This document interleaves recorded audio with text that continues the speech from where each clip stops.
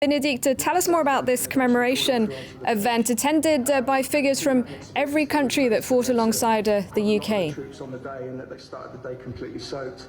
And the battalion joined up with the guys. Yes, 14 nations originally, 15 nations now since the breakup of Czechoslovakia.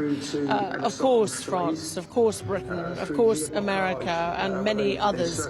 And 15 world leaders were here today to commemorate what happened here 75 years ago. A momentous, historic day for Europe. Very interesting to hear both in the Queen's message, in the reading by the French President Emmanuel Macron, in the reading and letter that we just had a clip of from the outgoing Prime Minister Theresa May, very much this call for freedom and that respect. I think they are saying that that needs to be remembered, that sacrifice and that upholding of that freedom today. We were surrounded by families, by people just near us who belong to the services, whose entire families have been in the Navy, in the Air Force, in the military. And very interesting that the Prime Minister chose to very much talk about a call for a continued Western unity in tackling what she called new and evolving security threats. Of course, we also heard from the American President Donald Trump. And that was interesting in itself because that was the third and final day of his state visit. A state visit that started with the pomp and circumstances, that very much turned to politics. And today was very much the culmination of his visit, just before he flies to Ireland and then flies on to France. France where, of course, the continuation, and in a sense, the continuation of what started here from Portsmouth.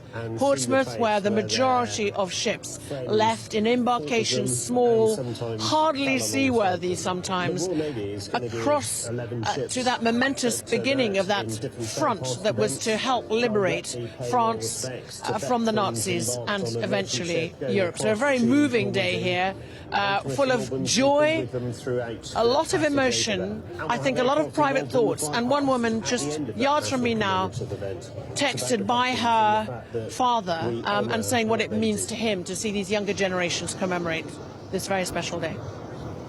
Tell us more about the atmosphere where you are, Benedicte. Well, it was deeply moving because there were obviously there are international crews as well as British crews. We chose to be amongst the public, not with the dignitaries, but with real people, so to speak. So it gave us an opportunity to talk to veterans, and of course, veterans were the focus of today. We don't have very many left. Possibly quite a few will die in the next year or two or three, because of course this was 75 years ago, and it was rather charming to have that clip as we just saw, and this veteran thinking that he was 12 years old, in fact remembering or realizing in front, quite moved by the crowd, that he was actually 23 years old. But we forget how very young these people were. They were 16, 17, 18, 19 and 20. They did their duty. Some of them chose throughout their lives, that was their way of doing things, to never talk about what they saw, what they felt. That was their way of dealing with it. And sometimes those stories have come out later in generations as they have died and they've read their diaries, or eventually maybe they've confided in their grandchildren. And it's so important, actually, that the media record that testimony. And I think that call by the Queen on Monday at the state banquet to remember the importance of international institutions.